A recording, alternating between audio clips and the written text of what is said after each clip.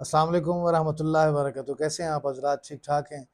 देखिए, आज का जो दिन है वो हमारे लिए तो बहुत स्पेशल है, क्योंकि आज के दिन की जो ख़बरें सुबह जैसे ही उठे तो एक अच्छी ख़बर ये थी कि ख़ान साहब के केसेस लगे हुए थे।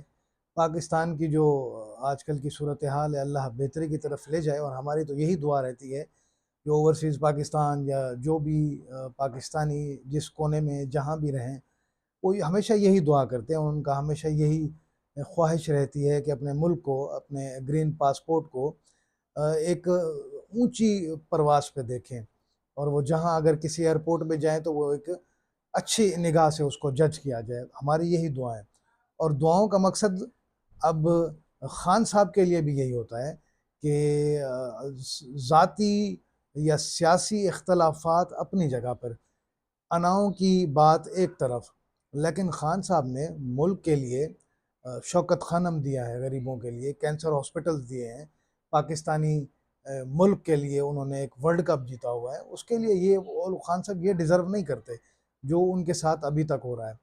खैर, बहरहाल ये सब तो बातें होती रहेंगी। आज की खुशाइन बात ये है, वो दो तरीक़ों से खुशाइन है। एक तो ये कि जो सुप्रीम कोर्ट ने, आला अदालत उज़्मा ने, उन 3 जजेस ने जो फ़ैसला दिया आज, वो ख़ान साहब के लिए उनकी सेहत के हवाले से था। और एक अफ़सुर्दा बात उसमें ये है कि जो सेहत का जो उनका मेडिकल रिपोर्ट जो जमा कराई गई थी, वो कोई इतना अच्छी नहीं थी, जिस बिहाफ़ पे उन्होंने फ़ौरी तौर पर ख़ान साहब को शिफ़ा हॉस्पिटल शिफ्ट करने का कहा है, और उनके लिए 2 दिन की मोहलत दी है।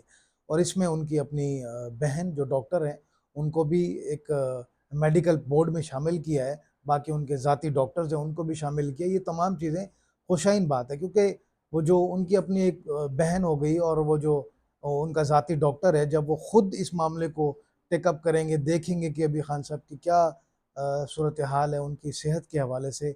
आप सब भी दुआएं करें, और जल्द अज जल्द खान साहब को इस हॉस्पिटल में शिफ्ट किया जाए, और अदालत उज़्मा के इस हुक्म को माना जाए, और इंशाअल्लाह आगे भी बेहतरी के फ़ैसले हैं। और हम यही उम्मीद करते हैं कि हमारी अदालतें एक खूबसूरत और एक अच्छा फ़ैसला करेंगी, जो आम आवाम के हक़ में होगा।